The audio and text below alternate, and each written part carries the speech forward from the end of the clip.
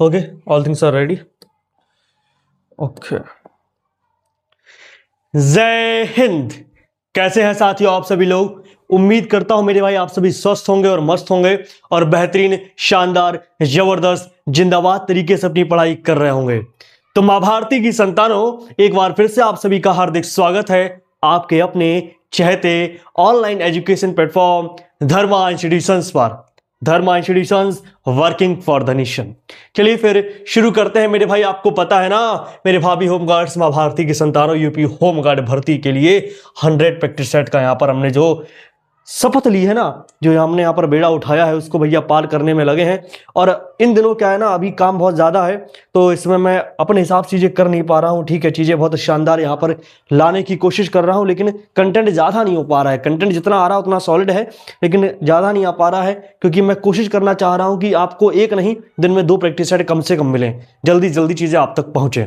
ठीक है, हालांकि ऐसा पॉसिबल होगा, जल्दी होगा। ठीक है, अगले 3 या 4 दिन तक आपको वेट करना पड़ेगा। उसके बाद मेरे भाई आपको 3 या 4 प्रैक्टिस सेट, 2 या 3 प्रैक्टिस सेट रोज यहां पर देखने के लिए मिलने वाले हैं।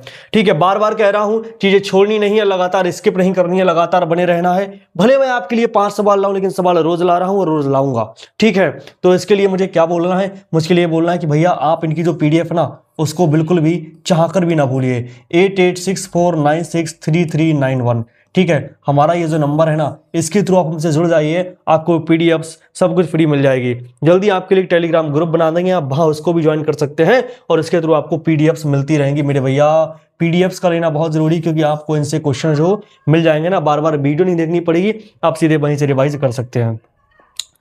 तो भैया फटाफट तैयार हो जाइए। पहला सवाल स्क्रीन पर आ चुका है। आपको पता है बहुत ज्यादा समय मैं किसी बच्चे का नहीं लेता हूं, फालतू की बातें मुझे नहीं करनी है। ठीक है, कंटेंट अच्छा लगे, वीडियो अच्छी लगे, चीजें अच्छी लगे तो लाइक शेयर कमेंट कर दीजिएगा। परिवार में नए हो तो सब्सक्राइब करके जुड़ जाइएगा। 20 सेकंड का समय यहां पर लग चुका है, पुराने बच्चों को पता है। ठीक है, त्रिपिटक किस भाषा में लिखे गए थे? In which language Tripitaka were written? Sanskrit, Hindi, Prakrit, Pali? भैया जवाब देने की कोशिश करें, फटाफट जवाब देने की कोशिश करें। सभी लोग इधर ध्यान दें। ए भाई तेरा ध्यान किधर है? तेरा क्वेश्चन इधर है। ठीक है, त्रिपिटक किस भाषा में लिखे गए थे? In which language Tripitaka were written? इतना अच्छा सवाल है, कितना प्यारा सवाल है मेरे भैया, घंटी बज चुकी है। ठीक है, पूछा गया है त्रिपिटक कौन सी भाषा में लिखे गए थे। सबसे पहले आज किसकी बात चल रही है? आज साथी त्रिपिटक की बात चल रही है, यानी त्रिपिटका की बात चल रही है, यानी त्रिपिटक की बात चल रही है। ठीक है, किसकी बात चल रही है? त्रिपिटक की बात चल रही है। ठीक है, त्रिपिटक बोले तो त्रिपिटाकास। ठीक है, त्रिपिटाकास। जब इनकी बात करते हैं तो इसका मतलब बेसिकली क्या है? इसका मतलब है 3 बास्केट 3 टोकरी। ठीक है, क्या है? 3 टोकरी, 3 बास्केट या 3 टोकरी। ठीक है, ये इसका मेरे भैया मतलब होता है। हमारे पास कौन कौन सी त्रिपिटका हैं? ठीक है, त्रिपिटक कौन कौन से हैं? ठीक है, तो सबसे पहले नाम किसका आता है? सबसे पहले नाम आता है सुत्त पिटक का। किसका आता है? सुत्त पिटक का। ठीक है, सुत्त पिटक किसका नाम आता है साथी? सुत्त पिटक का नाम आता है। जब सुत्त पिटक की बात करते हैं तो इसमें क्या है? इसमें बुद्ध के उपदेश हैं। क्या है? बुद्ध के उपदेश। भगवान बुद्ध के उपदेश किसमें हैं? सुत्त पिटक में हैं। ठीक है, यानी सरमन्स ऑफ बुद्धा। इंग्लिश में क्या बोल सकते हैं मेरे भाई? इंग्लिश में बोलेंगे सरमन्स ऑफ बुद्धा। ठीक है, किसमें हैं? सुत्त पिटक में है। ठीक है, एक हमारे पास और है जिसका नाम क्या है? जिसका नाम क्या है साथी? जिसका नाम है विनय पिटक। क्या है? जिसका नाम है विनय पिटक। ठीक है, विनय पिटक। एक और क्या है? दूसरी वाली का नाम क्या है? विनय पिटक। जब विनय पिटक की बात करते हैं तो इसमें क्या है? इसमें है रूल्स ऑफ संघा, यानी संघ के नियम। क्या है? संघ के नियम। ठीक है, संघ के नियम। मॉन्क्स के लिए जो नियम है, ठीक है, वो किन के लिए है? संघ के नियम जो है मॉन्क्स के लिए, वो किसमें है? विनय पिटक में है। ठीक है, विनय पिटक में है। इसके लिए इसमें क्या है? संघ के नियम है। और इसको भैया क्या बोलते हैं? इसको भैया अनुशासन की टोकरी बोलते हैं। प्यार से क्या बोलते हैं? ध्यान दो, इधर ध्यान दो भैया। अनुशासन की टोकरी, अनुशासन की टोकरी। कल के दिन अगर आपसे पूछ ले कि किस पिटक को, ऑप्शन दे देगा, किस पिटक को अनुशासन की टोकरी बोलते हैं? भैया विनय पिटक को बोलते हैं, यानी बास्केट ऑफ डिसिप्लिन। क्या है? Basket of discipline. ठीक है, कुछ भी छूटेगा नहीं मेरे भाई, आपसे वादा किया है, बास्केट ऑफ डिसिप्लिन। और नेक्स्ट क्या है? नेक्स्ट हमारे पास अभिधम्म पिटक। क्या है? अभिधम्म पिटक। ठीक है, क्या है? अभिधम्म पिटक, अभिधम्म अभिधम्म पिटक। ठीक है, नेक्स्ट क्या है, अभिधम्म पिटक। जब अभिधम्म पिटक की बात करते हैं तो इसमें क्या है, इसमें भैया बुद्ध की शिक्षा है। क्या है, बुद्ध की शिक्षा। क्या है साथी, बुद्ध की शिक्षा। मेरे साथ बोलो, बुद्ध की शिक्षा यानी टीचिंग्स ऑफ बुद्धा। क्या है, teachings of Buddha, teachings of Buddha. ठीक है, टीचिंग्स ऑफ बुद्धा किसमें है, अभिधम्म पिटक में है। ठीक है, तो हमारे पास ये 3 पिटक हो गई। ठीक है, कौन कौन सी हो गई, एक हो गई विनय पिटक, एक है सुत्त पिटक, एक है अभिधम्म पिटक। सुत्त पिटक में क्या है, सुत्त पिटक में बुद्ध के उपदेश हैं, सरमन्स ऑफ बुद्धा। विनय पिटक में साथी क्या है, संघ के नियम हैं, रूल्स ऑफ संघ। ठीक है, बास्केट ऑफ डिसिप्लिन कहते हैं इसके लिए। ठीक है, और अभिधम्म पिटक में क्या है, अभिधम्म पिटक में बुद्ध की शिक्षा यानी टीचिंग्स ऑफ बुद्धा है। त्रिपिटक की बात कर रहे थे, आज भाषा की बात कर लेते हैं। तो साथी ये पाली भाषा में लिखी गई। किसमें मेरे भाई, पाली भाषा। किसमें, पाली भाषा। ठीक है, यानी पाली लैंग्वेज। किसमें मेरे भाई, पाली लैंग्वेज की ये बात है, पाली लैंग्वेज की बात है। तो डी फॉर क्या, डी फॉर धुरंधर ऑप्शन लगा दो, धुरंधर बन जाओ भैया, सिलेक्शन लो और आगे बढ़ो। चलो भैया आगे बढ़ते हैं, आज नेक्स्ट क्वेश्चन की बात कर लेते हैं। माँ भारती की संतानों, फाबी होमगार्ड्स तैयार हो जाओ। ठीक है, आपको पता है ना, आज हमारा ये आखिरी प्रैक्टिस सेट है एंशिएंट हिस्ट्री का, प्राचीन भारतीय इतिहास का हमारा ये आखिरी प्रैक्टिस सेट है। इसके बाद हम मिडिवल हिस्ट्री की तरफ बढ़ जाएंगे। आज बहुत ज़्यादा क्वेश्चन नहीं है क्योंकि मुझे टॉपिक फिनिश करना था, इसलिए मैं इसको लेकर आया हूँ। जो भी इंपॉर्टेंट जो चीज़ें छूटी थी ना एंशिएंट हिस्ट्री में, उन सबको आज मैंने कवर कर दिया है। इसके बाद जो 1-2 छूटा हुआ पॉइंट है वो हमारा लास्ट के जो 3 अभी इसके सेट बचे हैं ना, उनमें कवर करेंगे जब आपका रिवीजन कराएंगे। टोटल 10 प्रैक्टिस सेट है एंशिएंट हिस्ट्री के, जिसमें से 7वां ये चल रहा है। ठीक है मेरे भाई, 3 जो बचे हैं वो लास्ट में कराएंगे। अभी हम आगे मिडिवल हिस्ट्री में बढ़ेंगे, मध्यकालीन भारतीय इतिहास में बढ़ेंगे। ठीक है, क्योंकि चीजें अच्छे से कवर करनी है। बार बार कह रहा हूं भैया, हम किस हिसाब से चल रहे हैं, हम मेरे भाई टॉपिक वाइज चल रहे हैं और हम मेरे भाई लेवल वाइज चल रहे हैं। जीरो से हीरो बनाना है और कुछ भी छोड़ना नहीं है। आपको हर विषय में, हर मुद्दे पर पारंगत बनाना है। आज पूछा गया है अथर्ववेद में कितने कांड हैं, how many kandas are in Atharvaveda. वेद से हमने बहुत सारे सवाल किए हैं। ठीक है, लेकिन मुझे ये सवाल थोड़ा अच्छा लगा, हो सकता है आपके एग्जाम में आ जाए, इसलिए मैंने इसके लिए यहां पर रख दिया है। आज किसकी बात कर रहे हैं, आज अथर्ववेद की बात कर रहे हैं। आज किसकी बात कर रहे हैं, आज अथर्ववेद की बात कर रहे हैं। जब अथर्ववेद की बात करेंगे ना, तो हमसे क्या पूछा क्या गया है, आज हमसे पूछा गया है कि भैया इसमें कितने कांड हैं। तो सबसे पहले तो कितने सेक्शन, कितने कांड, कितने पार्ट हैं भैया, 20 कांड हैं, 20 कांड हैं। ये आप अच्छे से इसको अच्छे से याद कर सकते हैं। 20 लगा दो, बी फॉर बाहुबली हमारा आंसर हो जाएगा, 20 हो जाएंगे। ठीक है, लेकिन हमसे एक चीज और है ना, ये क्या है, ये नॉन आर्यन वर्क है। ठीक है, ये नॉन आर्यन वर्क है, यानी इसकी रचना आर्यों के द्वारा नहीं हुई है। ठीक है, ये आर्यों के द्वारा नहीं है। ठीक है, ये आर्यों के द्वारा नहीं है, आर्यों के द्वारा नहीं है, नॉन आर्यन वर्क है। और आपको बता दें अंग और मगध का। ठीक है, अंग और मगध का, अंग और मगध किसका मेरे भैया, अंग और मगध, वही 16 महाजनपद। ठीक है, अंग और मगध, इनका सर्वप्रथम जो मेरे भैया वर्णन मिलता है, सबसे पहले जिक्र जो मिलता है, ठीक है, वो यही मिलता है। ठीक है, सबसे पहला मेरे भैया जो उल्लेख मिलता है ना, ठीक है, क्या सबसे पहला जब उल्लेख की बात करें, सबसे पहला उल्लेख, ठीक है, तो वो यही मिलता है। कहाँ मिलता है, वो कहाँ मिलता है, वो मेरे भैया अथर्ववेद में मिलता है। ठीक है, ये भी आप अच्छे से इसको याद कर सकते हैं। ये भैया आखिरी वेद है। क्या है, आखिरी वेद। ये भी आप एक पॉइंट अच्छे से याद कर सकते हैं कि लास्ट वेद कौन सा है, लास्ट वेद कौन सा है साथी, लास्ट वेद साथी अथर्ववेद है।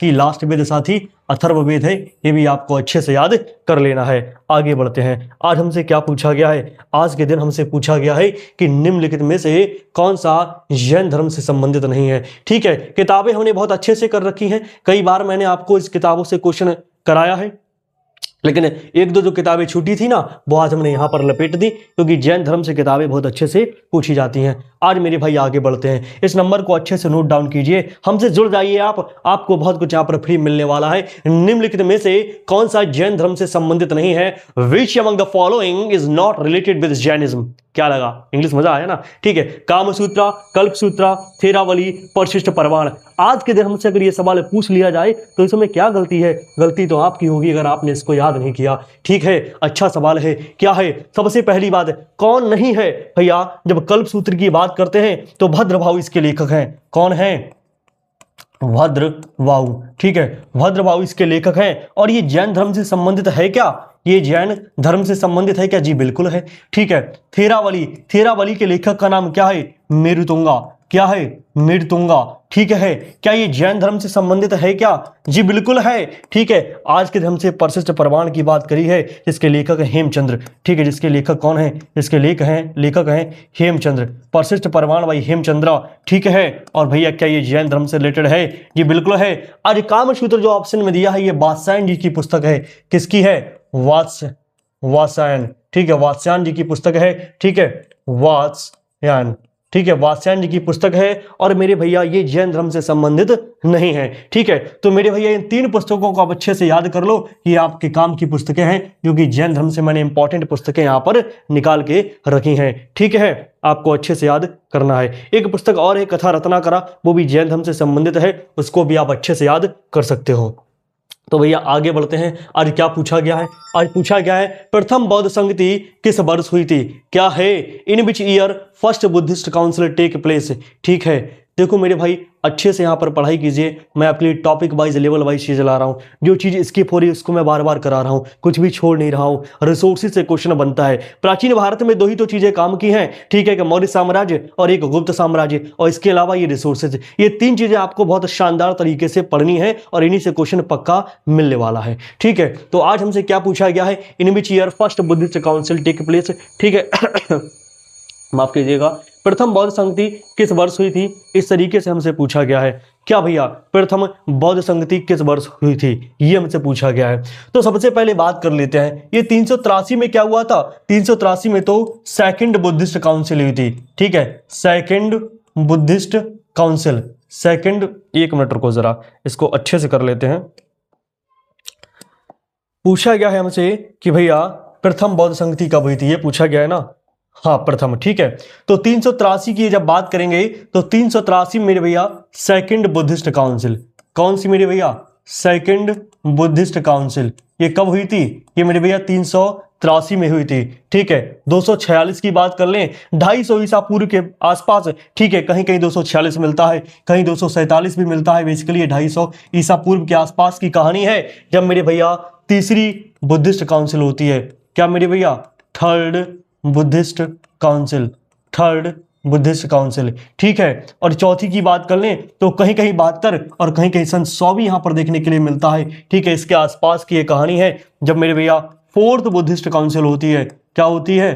फोर्थ बुद्धिस्ट काउंसिल की हम बात कर रहे हैं। किसकी बात कर रहे हैं? Fourth Buddhist council. और 483 यही बचा ना हमारा, तो डी फॉर धुरंधर हमारा आंसर हो जाएगा, जिसमें हमारी फर्स्ट बुद्धिस्ट काउंसिल यहां पर देखने के लिए मिलती है। ठीक है, 483 ईसा पूर्व, भगवान बुद्ध की मृत्यु के तुरंत बाद। ठीक है, तो ये कहानी यहाँ पर देखने के लिए मिलती है। अच्छा, चलो फिर आगे बढ़ते हैं। आज हमसे बुद्धिस्ट काउंसिल की बात, इसमें देखो डिटेल बहुत है, लेकिन सब कुछ आपको पढ़ाना नहीं है। आप यूपीएससी की तैयारी यहाँ पर नहीं कर रहे हैं। ठीक है, एक बात आपके लिए बता दूं, बस छोटी सी कहानी है कि मेरे भैया जो भी मेरे साथी यहाँ पर जो एसएससी जीडी की यहाँ पर तैयारी करने वाले हैं ना, उनके लिए यहाँ पर पूरे पूरे 60 सेट में ला रहा हूं। कितने? 60 सेट यहां पर ला रहा हूं एसएससी जीडी वालों के लिए। मैंने कल बता भी दिया है कि भैया 40 + 20 वाला हमारे पास फॉर्मूला होगा। 40 हमारे वो सेट है जो मेरे भाई, आपका ये भाई खुद प्रेम कर रहा है, लेवल वाइज और टॉपिक वाइज। ये हमारा यहाँ पर अपने क्वेश्चन रहेंगे। ठीक है, और यहाँ पर हम पीवाईक्यूज कराएंगे। बहुत से लोग यहाँ पर पीवाईक्यूज ही कराए पड़े हैं प्रैक्टिस सेट के नाम पर। अरे भैया अभ्यास कराना है, वो वाली चीजें सेम नहीं दोहरा देनी है। ठीक है, पीवाईक्यू अलग कराऊंगा, 40 प्रैक्टिस सेट हमारे अलग चलेंगे। ठीक है, तो भैया इसके लिए भी जुड़ जाइए हमारे साथ, दोस्तों में शेयर कर दीजिएगा। ठीक है, आज नए सवाल की तरफ बढ़ते हैं। नवा सवाल हमसे क्या पूछा गया है? ठीक है, तो नवे सवाल के लिए आपको मिल जाते हैं फिर से मेरे भाई 20 सेकंड। और पूछा गया है काल अशोक। ठीक है, काल अशोक को किसने मारा? काल अशोक को किसने मारा? हु किल्ड काल अशोका? ठीक है, आज हमसे क्या पूछा गया है? आज के दिन हमसे पूछा गया है कि काल अशोक को किसने मारा है? हु किल्ड काल अशोका? महापद्मनंद, अशोक, चंद्रगुप्त मौर्य, श्रीगुप्त। प्यारे प्यारे ऑप्शन है, प्यारा सा सवाल है, जरा आंसर दीजिए। ठीक है मेरे भाई।